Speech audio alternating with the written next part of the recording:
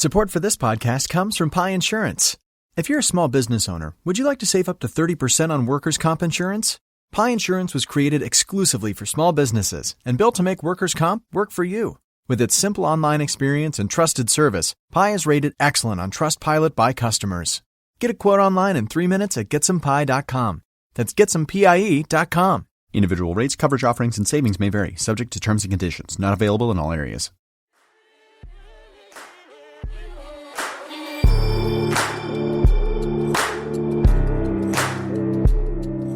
Hello, everyone. Welcome to the Let's Give a Damn podcast. I'm your host, Nick Laparra. Thank you so much for being here today.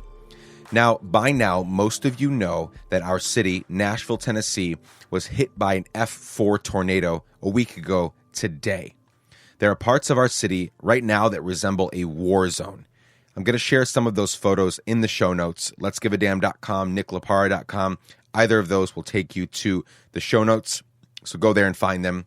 Anyway, I've spent the last week leading volunteers and teams all over the city as we begin the long road ahead of healing and rebuilding. On Tuesday morning, right after the tornado had ripped through our city in the middle of the night, the first destroyed building that I visited was home to 3 of Josh Mundy's businesses. Josh is incredible. His wife Tabitha is incredible, and I can't wait to introduce y'all to him today. I won't even begin to share with you all the things that he has started. I'll let him do that. But I'm so excited to share some of Josh's story with you and to share how someone just a week out of all of his livelihood and all of his businesses being destroyed, how he's beginning to heal, how he's processing, and how he wants to continue to love and serve this city well. A quick note before we begin. This past Sunday was International Women's Day. And the plan was to dedicate last week's podcast and this week's podcast to amazing women. And, you know, we have a ton of women on, but I wanted to dedicate the couple episodes around that day to amazing women. And we did last week's podcast with my wife. And if you haven't listened, what the hell are you waiting for? It was amazing. She's amazing. But this day last week when the podcast was released was also the day of the tornado. And so I've been working nonstop on tornado relief and felt it appropriate to interview and chat with someone close to the wreckage and rubble and to hear how they're doing and how they're healing and how they're processing and to share with you how we can help. So, ladies, I love you so much. Y'all are amazing. We will hear much more from you soon, many more stories. But this week, Josh Mundy is up to bat, and I don't think that you'll be disappointed. So I think we've covered everything we need to before we begin. Let's jump right in, shall we? Here's my conversation with the unofficial mayor of North Nashville and an incredible damn giver, Josh Mundy.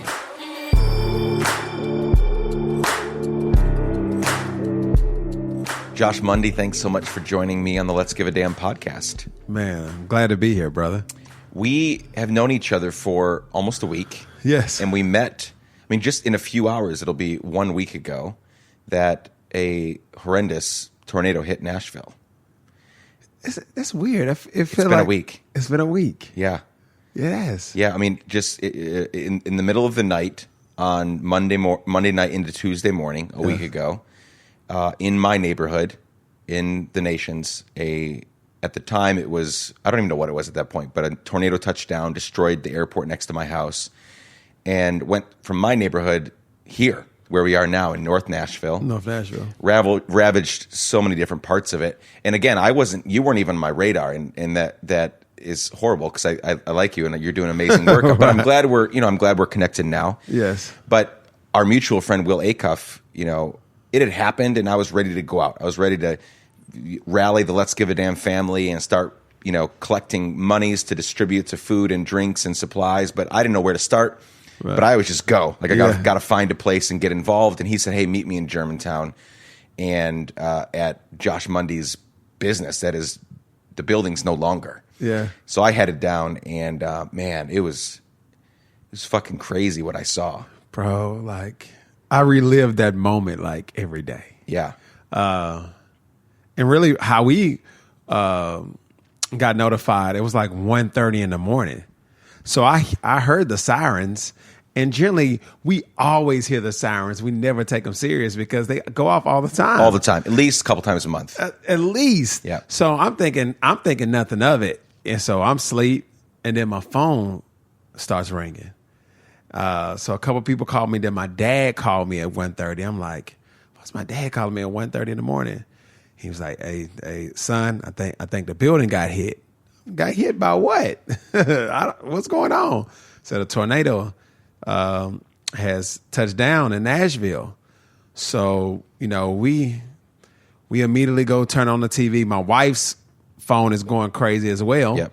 We immediately turn on the TV, and the first image that we see is our building. Your building. It was all over the news. It was all over the news. And why was it all over the news? So just give them some context for the actual building itself. We'll talk about the businesses in it, which were yours. Yes. Are yours. They just don't have a place right now. Right. But the building, why was it all over the news? So the building is like how it's angled. It's like the entry point into Germantown if you're coming from Jefferson Street. Yep. So you just have this. It's iconic. It's iconic. It's this big historic red brick building. It just looks really great. Right on the corner of 7th and Jefferson. So when you're coming up Jefferson Street, you cannot miss it. It's just a beautiful building. So it's been in the community hundreds of years. Yep. And it's been several different things. But it's just so iconic for that neighborhood. Just to give everyone that's listening context that doesn't live in Nashville, Middle Tennessee, or Tennessee at all, we are looking at 2 dead in Nashville. Thank God, only 2 dead. Only 2 dead. And I think they only died. I think they only died because they stepped out of the bar. So I know who they were. Okay. And tragically, I mean, I didn't know them personally, but a bunch of my friends knew them. Yeah. A bartender at an amazing cocktail place called Attaboy. Yeah. And so they didn't feel safe. It's a small place, so they didn't feel safe. Mm-hmm. And they tried to get to I guess he was driving, I think he had a Mini Cooper or something like that. And came out, they ran to the car, got in, telephone pole came down on top of them. Really? Yeah, so they didn't make it out of the parking lot. So had they stayed inside, they'd be alive today. Wow. But we don't know. We don't know what's going to happen 5 seconds from now. They said maybe we can outrun it, and they got in their car. And my buddy who knows them showed me a picture of the telephone pole that fell right on top of the roof. So crushed. I mean, they got crushed to death. Wow. So it's a different story. I heard a different story. Okay. What story did you hear? So I heard that they stepped outside of so they left. They stepped outside of Attaboy, and I guess some power lines was in some water. I heard they got electrocuted or something. Okay. So I guess it's different. I mean, pole. I also heard, a wall fell on them. Okay. I feel like my version is correct only because I saw their vehicle. Okay, gotcha. That had gotten crushed. But either way, I mean, I did hear the electrocuted one. I heard a wall falling on them. Either way, it's a miracle. It's a miracle. I mean, God rest their souls. It's a miracle that only 2 people died in all the destruction. Because you and I have been most of this last week in North Nashville. Yes. And I mean, just every other house has 4 trees on it. Everybody was in their homes when it happened. Like Yes. you didn't have time to get out because again, they hear the siren. No big deal. We might have some branches down in the morning. Whatever. There's a storm coming, but nobody expected an F4 tornado. I guess it was technically an F3. It was 1 mile an hour away from F4. Yeah. So I guess from F3 to F4 is 165 miles per hour. And it was right at 165, so had it been 166 miles per hour, it would have been F4. It was an F4. I mean, it was crazy tragic. It was insane. The building's iconic, and so this is, how many businesses and or organizations do you oversee? It's a lot. It's a lot. Few. Yeah, it's a few. So let's just go over what's in the building. Yes. So let's start with the 3 in the building. Let's just craft the story. So in 2008. In the middle of smack dab in the middle of a recession, I decided to open up a dry cleaners in this building. Now, before me, it was a tailor shop.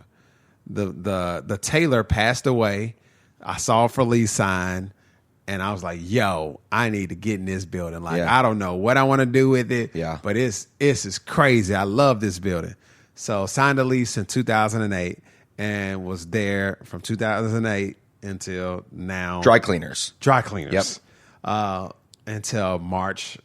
What's the date on that? March 3rd. March 3rd. So we had the dry cleaners in the B side. 2017, because I'm very, very integrated into the entrepreneurial community and always wanted to open up a space for entrepreneurs. So next door, I opened up a place called The Lab, which is a creative co-working space. And we also had like different workshops and helping people incubate their businesses. And people have started major companies out of The Lab.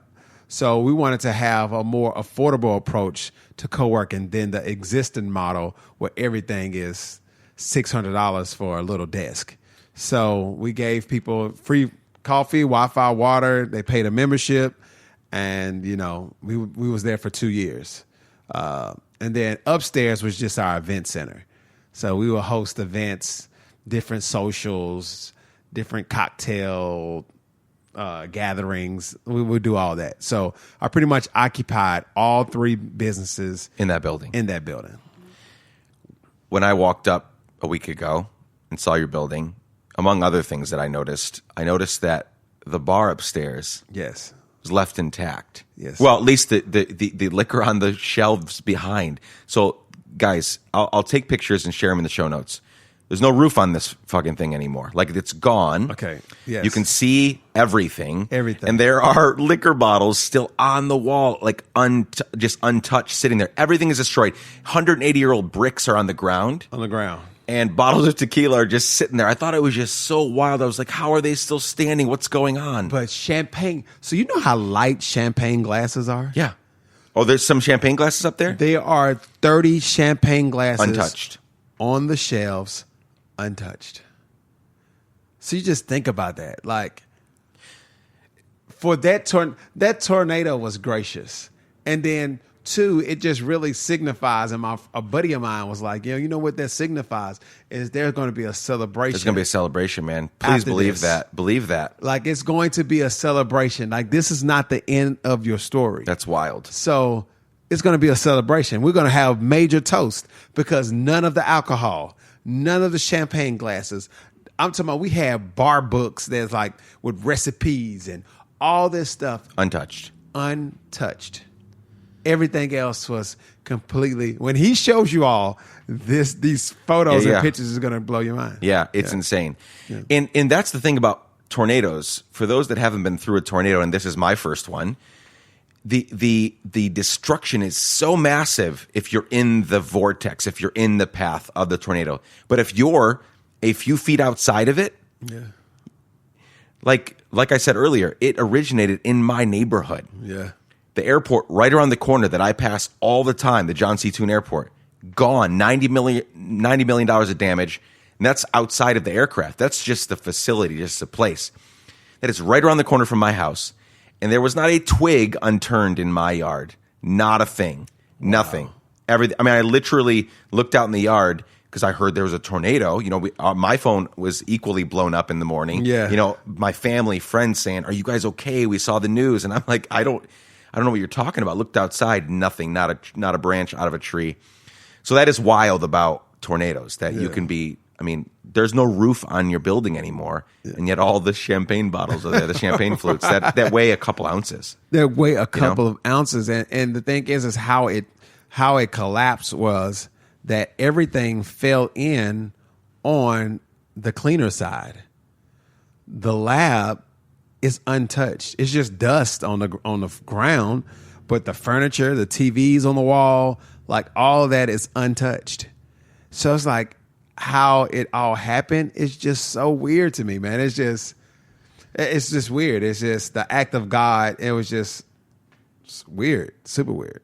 So we're going to talk about Fortitude Homes in a minute because I saw you later that day. Yeah. So I saw you in Germantown. Then later that day we ran into each other the next day we saw each other in North Nashville at one of the homes. So we'll get there in a second. You're a black man. Yeah. And so these are black owned businesses. Yes. And the numbers don't lie. Black owned businesses and black business owners don't get as much access to capital as white business owners. That's just, again, that's not even a... That's not a race thing, it's just facts. It's just facts. Yeah. So how are you thinking about the next steps, right? Because you have businesses to rebuild. Do you feel encouraged, equipped, backed, or do you see any struggles ahead? Or kind of how are you processing right now? Because you just fucking lost everything a week ago. Everything. And you and your wife Tabitha, she was here. Tabitha, right? She was here just a few minutes ago.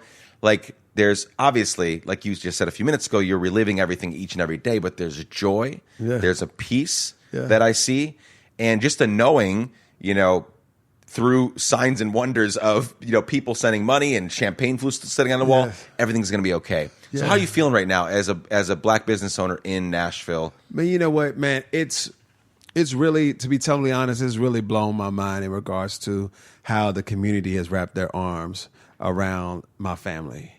And I think it's because that, like, all of the years of sowing seeds and doing stuff in the community and giving back to the community and just being a place for people to come and gather and build relationships, I think it's all coming to fruition of, like, people really like showing us really mad love. And it really just, it makes us feel good. It's like we're not in this fight alone. And people continue to tell us, man, look, we got your back. Whatever it is, we got your back. Don't worry about it. We're not going to let you drown. We know you just lost it all. We know you just lost 3 businesses. That's 3 streams of income. And I preach that. When I talk about entrepreneurship and talk to people, I tell them, I say, man, you need multiple streams of income, because anything can happen. But I wasn't expecting to lose 3. All of them. Yeah.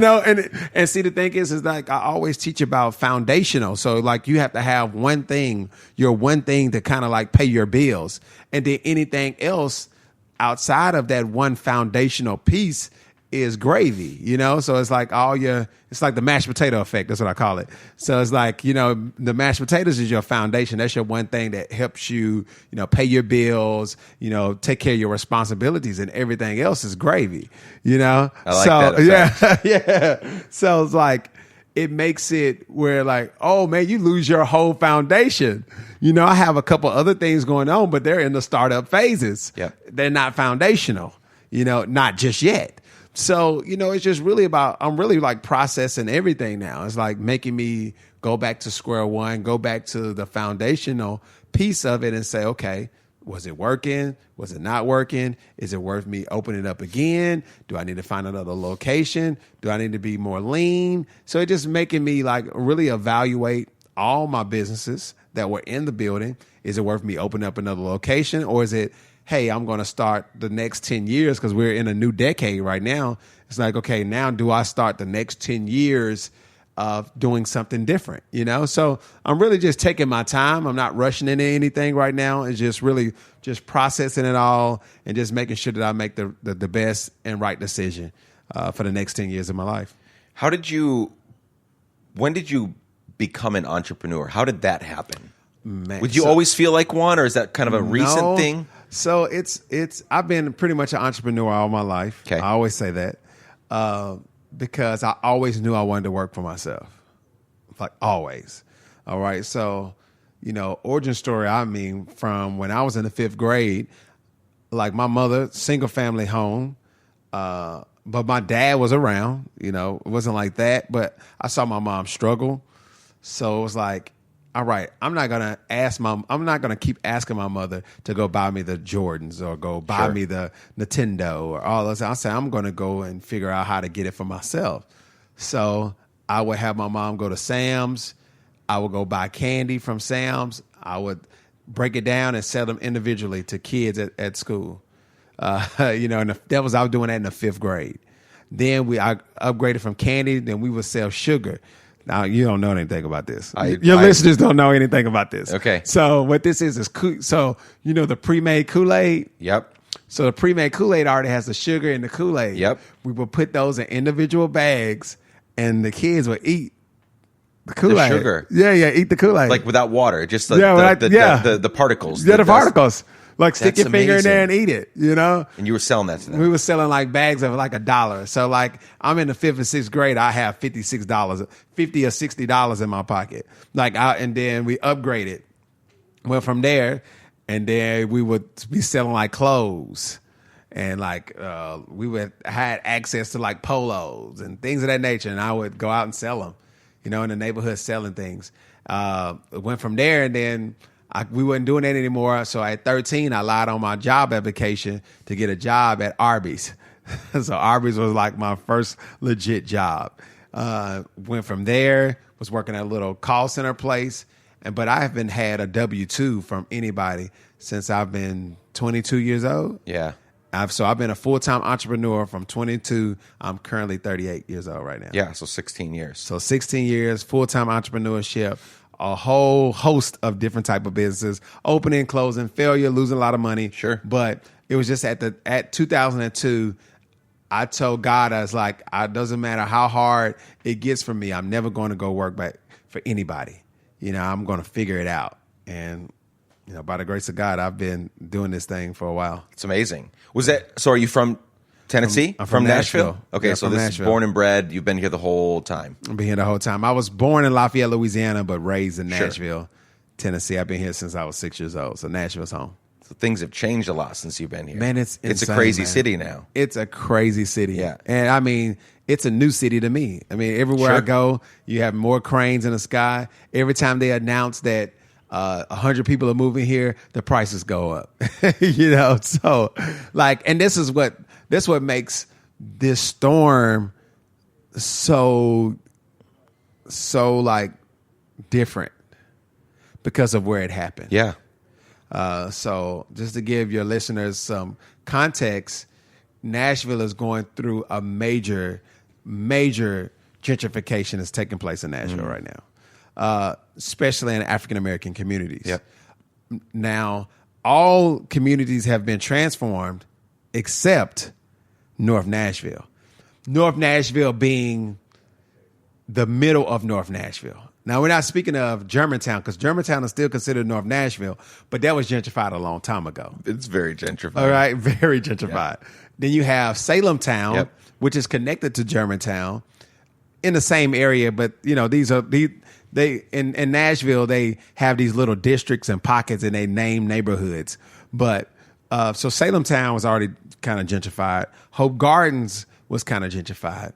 But in the middle of North Nashville has always still been a neighborhood. Okay.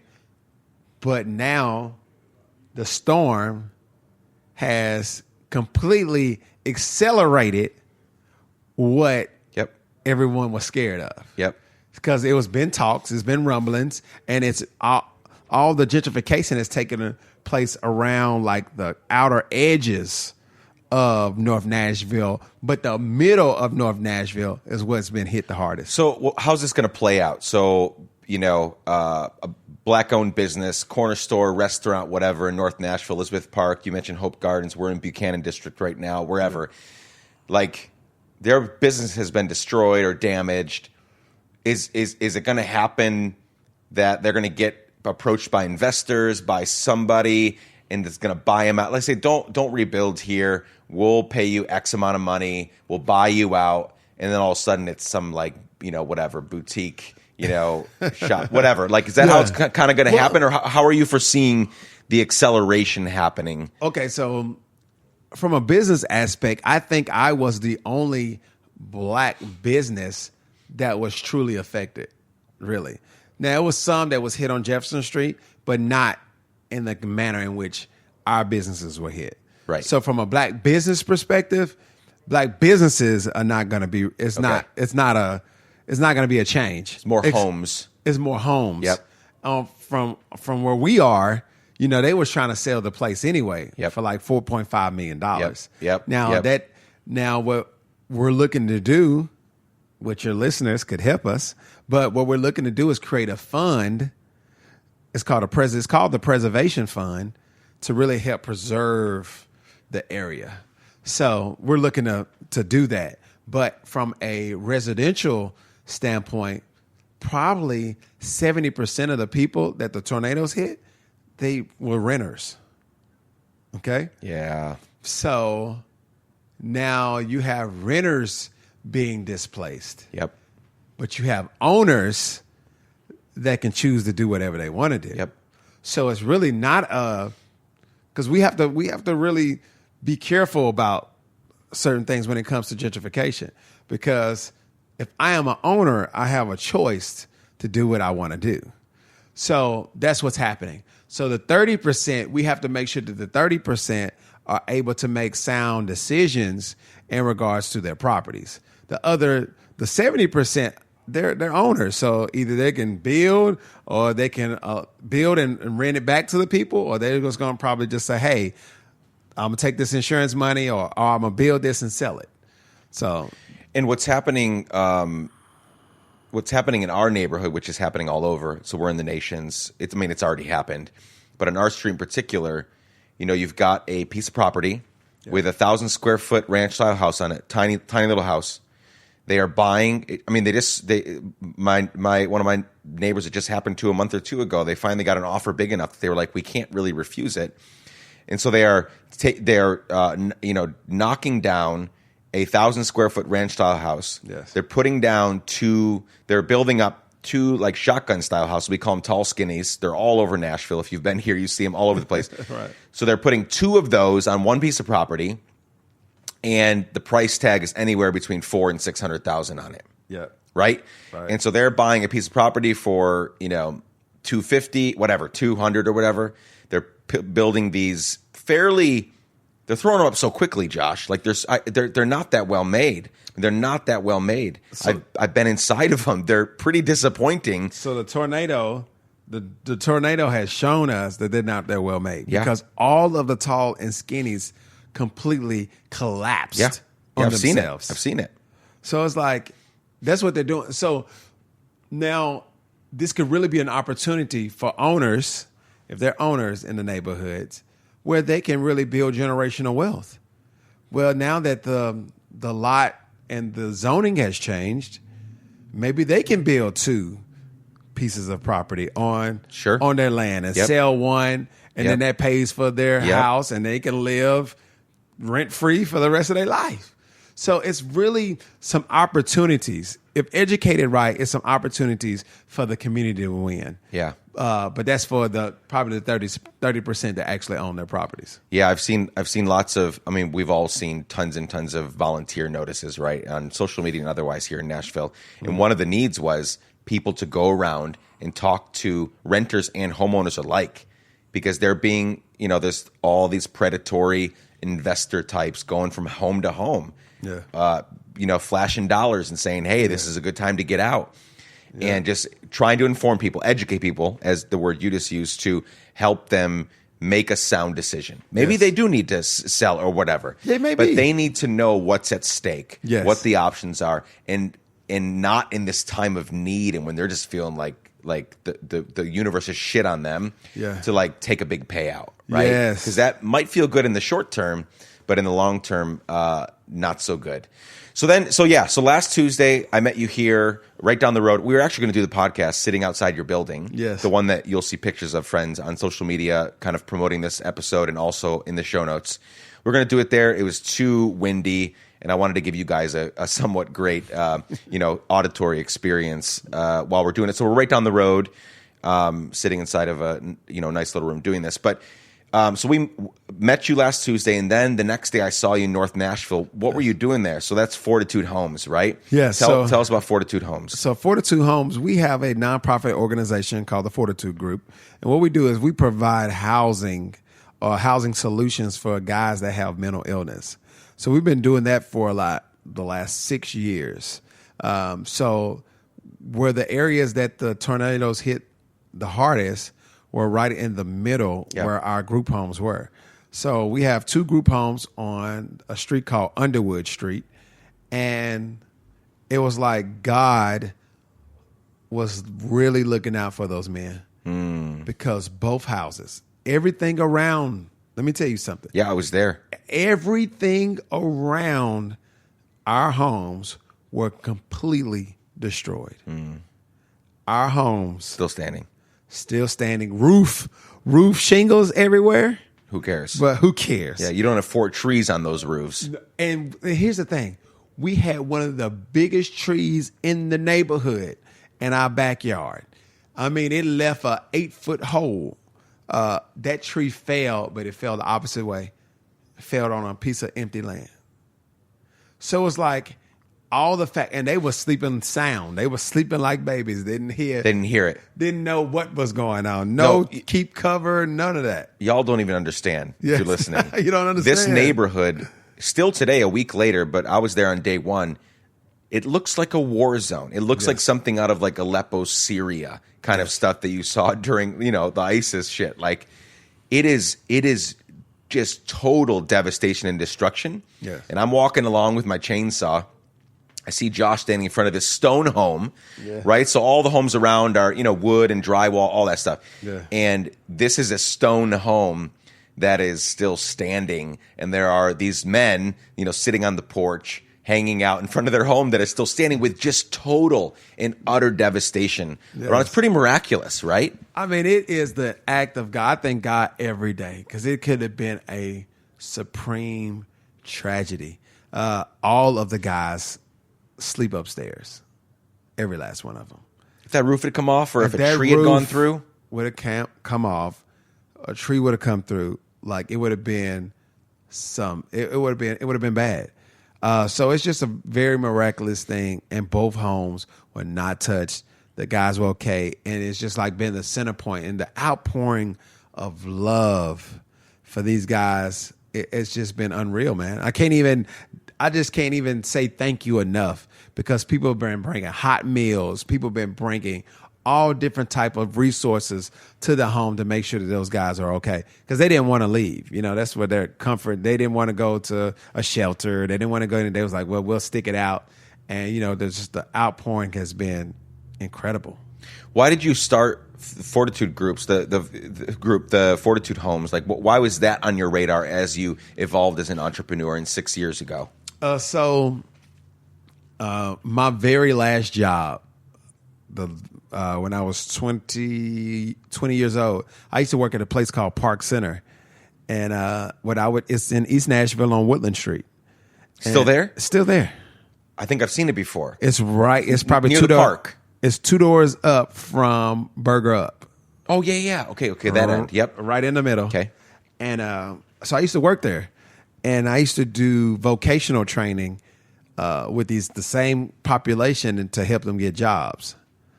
So I've been familiar with the population, been working with the population for a while, but then left there and then went on my whole entrepreneurial journey. When I have a house in North Nashville, and me and my wife, she wasn't my wife at the time, we decided to move. And she was like, what were you going to do with the house? I said, I think I'm going to turn it into a group home. So it was like one of those things. Like, I think I'm going to do that. I'm going to serve that need or serve that community again. So it took me about a year to get the house ready and open up the group home, man. Is that something that you want to see continue to grow, or are you guys fine with the 2 homes, or where's your thinking with that? Well, I just think now I'm evaluating everything. Sure. Well, yeah. So it's totally. like almost like Lord is. Yeah, because that neighborhood where these group homes exist within won't be back to normal. We have months and months and months of cleanup, right? Yeah. But it won't be back to. It'll be years before everything is the way that it was before. And Exactly. it'll never be the way. But you know what I'm saying? Like, Yes. everything's clean, and we're back to March 2, 2020. Right. Like, it'll be years before we see that. So Yeah. So where are you thinking? Well, we're thinking. I mean, we want to expand the group home and probably open up more because the need is great. If you think about it, the average cost to live in Nashville right now is like $80,000 for the average family to survive in Nashville. And I think that's probably going up to probably 6 figures. Yeah. All right. The average income for one of these guys is $733 a month. It's below the poverty line. It's because below- poverty line's like $12,000, right? Exactly. Yeah. So it's below the poverty line, and you have all of their resources is in town. So like our services is needed in such a way because their resources are in the city. So if you move them to Springfield or Clarksville, they won't have access to resources. So we want to open up more. We need to open up more because to make Nashville feel and be the way it should be, it's a community for everybody. It's not just a community for the people that can afford it, right? But it's a community for everybody to really be able to survive and thrive and enjoy what Nashville has to offer. Let's keep talking for a minute. Let's keep talking about things that you are have built, have made, and are making, because what we've already talked about isn't enough, I guess. Yeah. But you're also the is it the co-founder of Pivot Technology Pivot. School? Yes. So let's talk about that. All right. So Pivot is our newest baby. Okay. So this is one of the things you mentioned that's like you're still developing, it's still figuring it out. We've launched.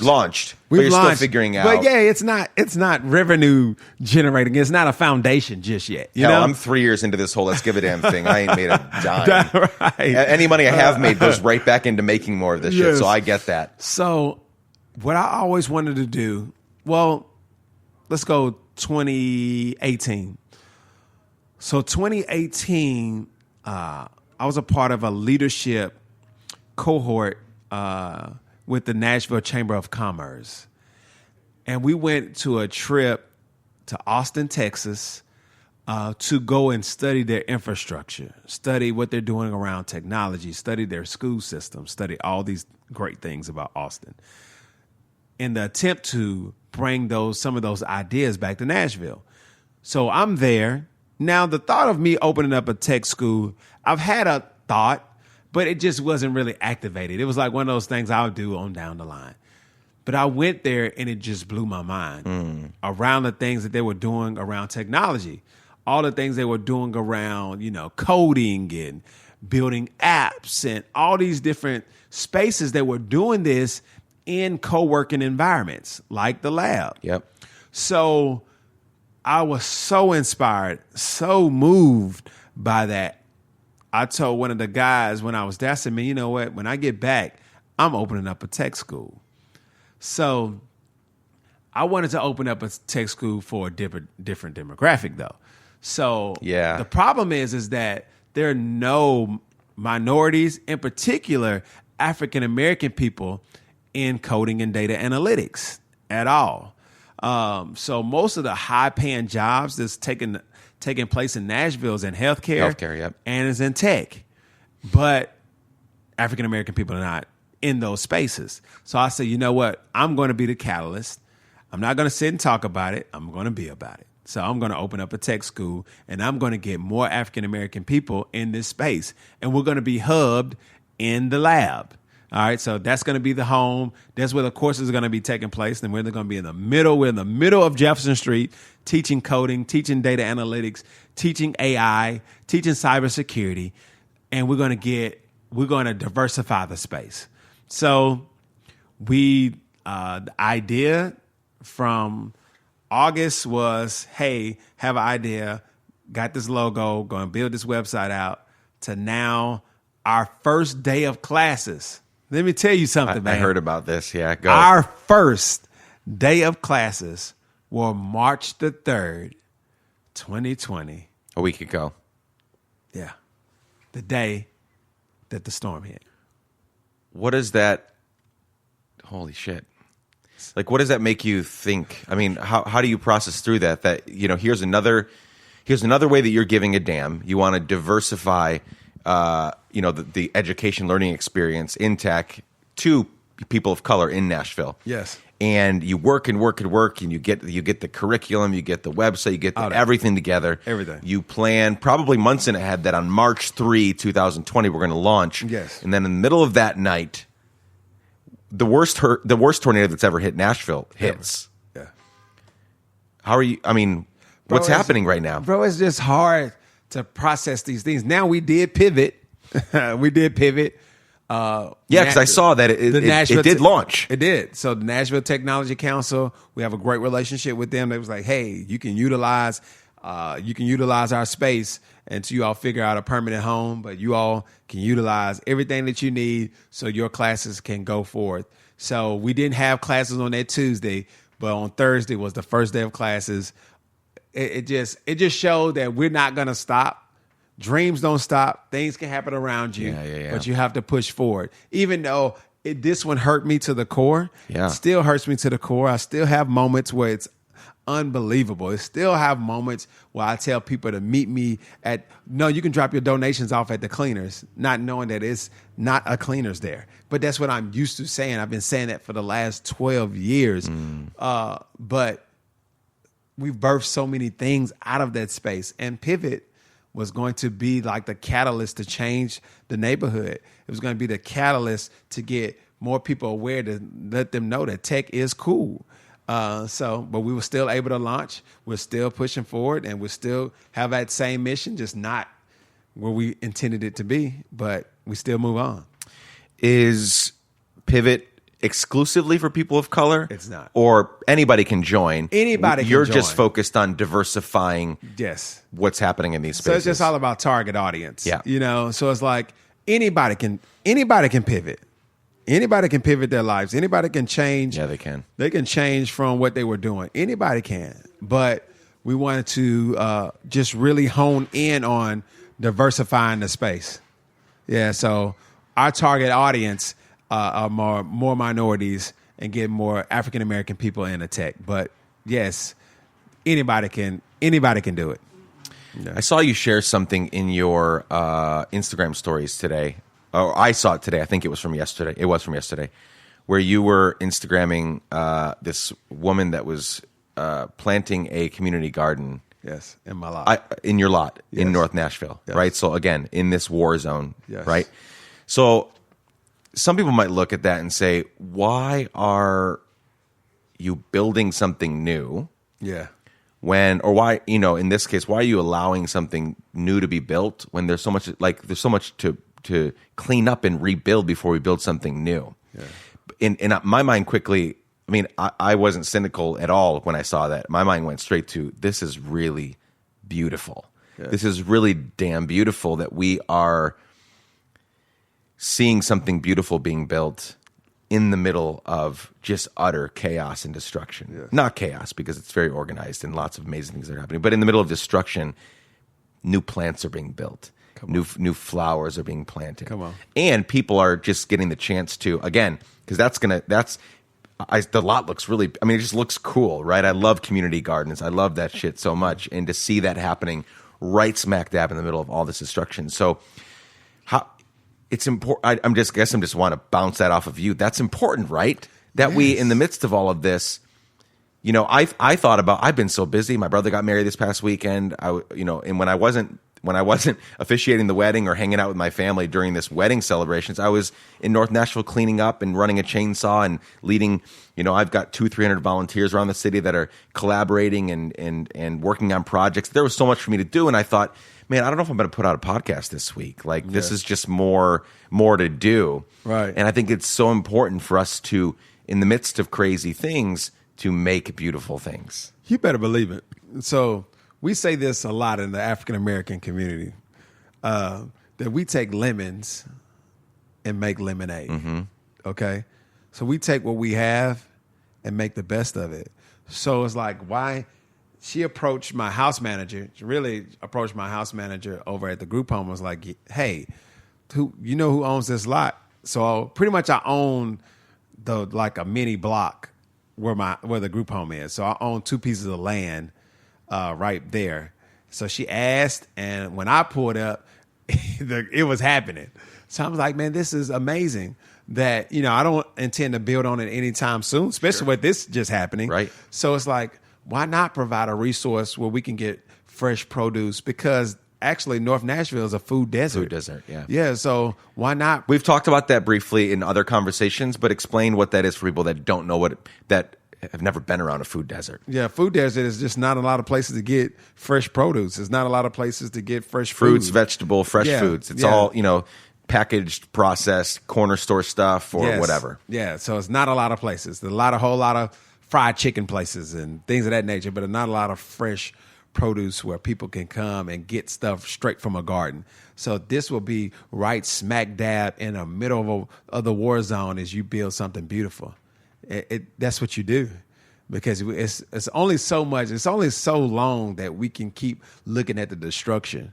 Okay, what can we build from this? What can we turn? How can we turn this into a positive situation? So now that's going to be a positive situation for the community, that some of the people that are still there will be able to go and get fresh strawberries or fresh green beans, turnip greens, or whatever. So I thought it was amazing. I was so inspired by the young lady. Her name is Sarah Green. I was going to ask who she is. Sarah Green. Sarah Green. And, is she live in the neighborhood? You don't know? I don't know. You don't know? I just know that it was a team of people helping her. And she was passionate about making this happen. And I was just like, I support you all the way. And we're going to make this happen. You won't have any problems with me. I say, if I will give you ample enough time if I decide to say, hey, I want to develop this. But it's just too important, man. It's like the community needs these type of things to build community. And what Nashville has really shown me is that we really do have love for each other. Yeah. I've never seen that many white folks up and down. They've never been to these neighborhoods. Nope. So I just really think it exposed them to the gap. They're seeing parts of Nashville. I mean, the parts of Nashville that a lot of these people see is, a lot of these folks are, they live in Brentwood or Sylvan Park or Belmead or wherever, and they have never, ever, ever, they didn't even know this part of Nashville existed. I guarantee you. They're pulling up and they're thinking, oh, we're going to be picking up some shit, off the ground, some whatever, some debris.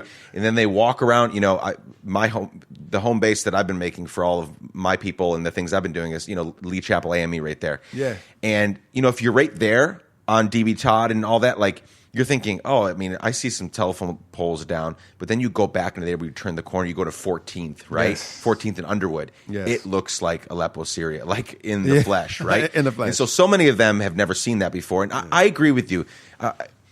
I've seen a lot of white savior complex stuff in my life. Yep. I've seen a lot of people come in and say, we can fix this. We're going to do it, right? We're going to come in and do this. And I have been here's where I'm growing up. I think last week helped me grow up a little bit in this way. I want to believe that what we're seeing right now with people helping and loving and serving, and again, I started a WhatsApp group. There's tons of chatter in there, lots of people, collaborating and just deploying their neighbors and their friends to action. And here's what I believe now. I really think this is true. I hope this is true. I want to hear people either affirm or say I don't think that's true, because I want to talk about this. But I believe this is the real people. Yes. This is the real you. Yes. The who you vote for, political figures, the places you might frequent, the ideas that you might share in society. A lot of that is like, that's trauma. That is, your parents' influence on you. That is where you went to school. That is all extra. That's not. But the real you comes out when shit hits the fan. When it hits the fan.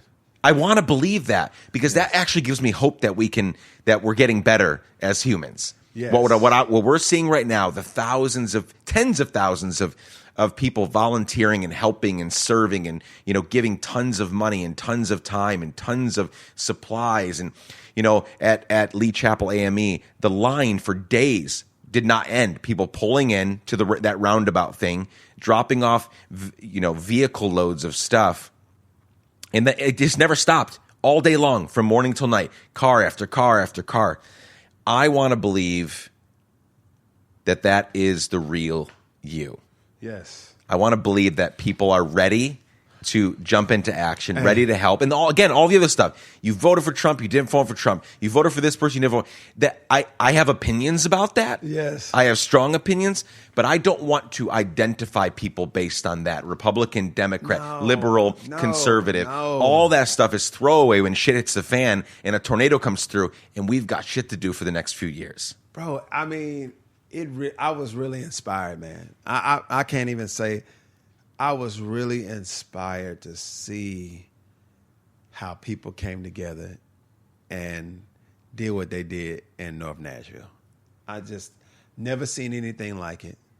I think these are people that have never been in the neighborhood like this.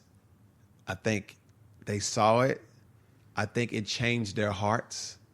I think it did something to their hearts where there's like, okay, black folks just not complaining about stuff. You know? It eliminated all preconceived notions of what you thought about African American people. Yeah. And it was like, oh, they're just humans just like me. Mm-hmm. They bleed just like me. Mm-hmm. And they hurt just like us. They hurt just like us. Because a tornado is not like, hey, I'm finna go and destroy the black area or destroy the white area or destroy the Muslim area. No, it just comes through. Yep. And it has destruction. And so when you experience that type of destruction and you just see people that need help, you rally up. And I just think it's going to change a lot of people. I think it's going to change Nashville to the good. And I think sometimes the worst things happen to bring us together in this type of manner. We hate that it was a tornado, but sometimes that tornado can bring change for the next 10 years that whites and blacks, and it almost comes back to, the Martin Luther King speech where our kids are playing together. We're not so caught up on race and caught up on these social issues that always divide us. What do we have in common that can bring us together? I don't care if you voted for Trump. That's your personal thing. But who are you as a person? Yep. Who are you? Your political beliefs are your political beliefs, and they're mine as well. But let's not create a wedge between us because we have more in common than we do apart.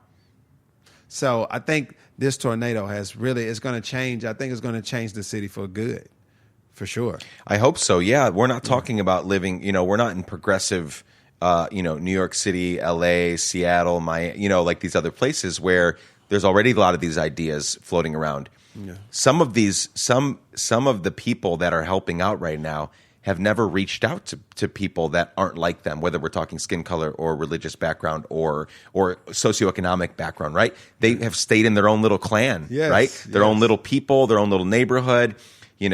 Click the button, your garage door goes up, you drive in, garage door goes down, see on Monday sort of living.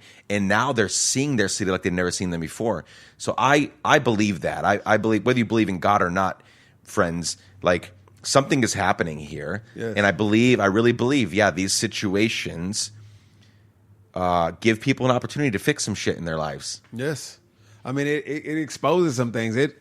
Even with me, like it changed my whole perspective.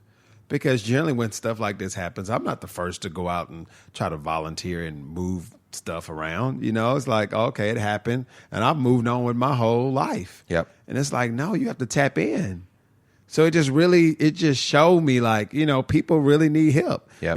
They don't need, I'm praying for you. No, they need financial assistance. They need groceries. They need whatever. You have to tap in. You have to look outside yourself and figure out ways to be impactful in people's lives. As we begin to wrap up here, how can people get involved? Specifically with what you're doing, the recovery effort, the cleanup effort. Like if people, Washington, New York, wherever they are right now, we have 30 countries listening in, and every United state. Wow. So like, how can they get involved if they're not here and they want to get involved? Well, we have us personally, we have a GoFundMe taking place right now. We're just trying to raise money just to, get on our feet. Yep. We do have savings, but I don't want to run through that savings while I'm trying to figure things out. Yeah. So we have a GoFundMe taking place right now, just to kind of help us figure out our next move. I really don't want my next move to be forced on because I have a financial need. Yep. Yeah. Because you make your decisions are not you make really, less than ideal decisions. Exactly. Yeah. So I just want to be able to process and take time. So it's called Rally Behind the Mundys. Mundy spelled Mundy. And I'll put the link in the show notes. Yeah, he'll put the link in there. And then in regards, if you want to get involved with our group home, it's thefortitudegroup.org.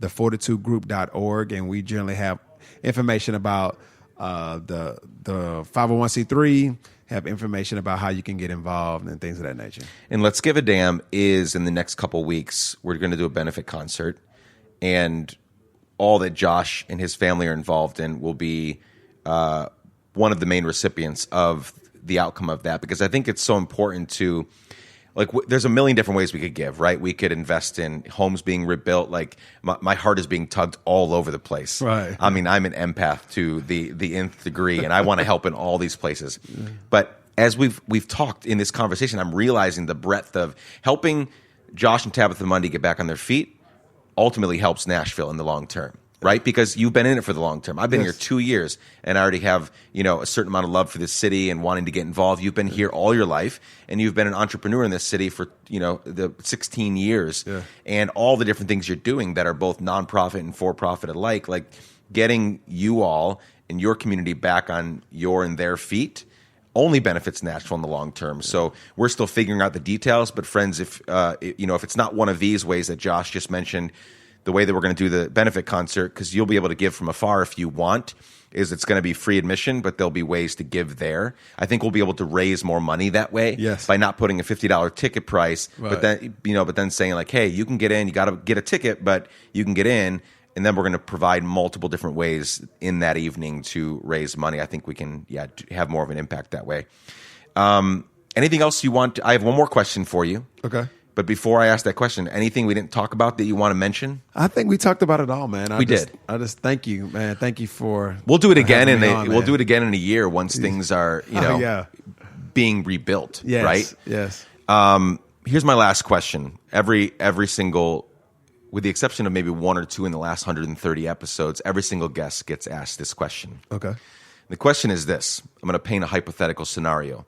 The not hypothetical part is you're going to die someday. Hopefully it's many, many, many years from now. But I think about death every single day. It helps me. The more I think about death, the more I realize the brevity of life. Right. And we've saw very real, we're very much thinking about that right now after having a tornado come through. Right. Someday you're going to die. Hopefully it's many, many years from now. But the hypothetical part is that I've been asked to give your eulogy. So all of your friends, the Fortitude Homes guys, all the people that have been part of your businesses, your community, your friends, Tabitha, the kids, everybody's there. Yeah. And we are mourning and celebrating your life. Mm-hmm. And I've been asked to eulogize your life and legacy. What do you hope that I would say on that day? You would say that Josh, you would say, if you've been around me, you would say, man, Josh was a great time. Mm. You'll say that Josh would give you the shirt off his back. Like, he would do anything to help somebody else. And you would say that if you ever been to one of Josh's parties, they celebrate life to the fullest. And that's just, what we've been known for is to give back and to celebrate life, man.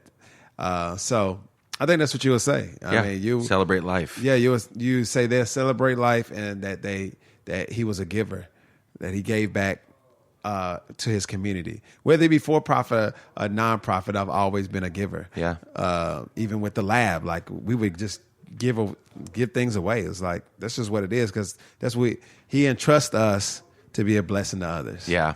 Before the mics were on, we were talking about, money and billionaires and capitalism versus socialism. We were just shooting back and forth. And I think that's one of the most, there's a couple things that I think are super important to be known for in life. Yeah. One of them is trustworthy. Yeah. If people can't trust you, you don't have anything. You don't have anything. If you don't have integrity, you have nothing. Yes. I firmly believe that. Yeah. Because if you don't have integrity and you don't have trustworthiness, nobody's going to want to work with you or talk with you or hang with you or do anything with you. Right. Because they don't know if they're getting the real you, right? Right. And then number two is generous. Yeah. Like, it is so important to be known as a generous person. Yeah. All of the data is out there that if the person that makes a dime over $80,000 a year and anywhere between 80,000 and what's the richest man in the world? Jeff Bezos, 100 and something billion. Right. No difference in happiness. Right. No difference in happiness. 80 grand to 160 billion. Not one iota of difference. Wow. Money doesn't buy happiness. It doesn't.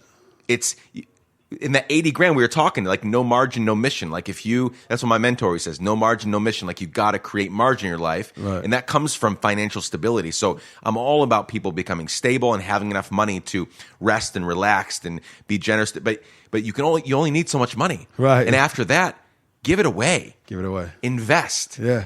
Make sure the people around you are thriving, because if they're thriving, you get to thrive. If you're thriving, they get to thrive.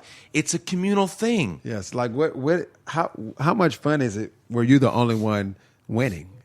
That's no fun at all. That's a lonely life. Yeah. So you need to make sure that everybody, that we all are coming up at the same time. Yeah. That we're all, and that's always been my philosophy. That's the lab was that place. Yeah. Where we all came up. Like we all shared resources. If I'm winning, you gonna win. Yeah. It's no, I'm winning and hey man, you struggling. I'm not your friend, man. If I'm letting you struggle and I'm winning, no. Exactly. It's like we have to build those spaces and places to understand, man, that we are better together. Yeah. Yeah. Well, Josh, the Let's Give a Damn family loves you all. Yeah, thank you. And our relationship is a week old, but we're here to help you all rebuild in the long term in any way that we can. Man, I appreciate it. Thanks for joining us today. Thank you.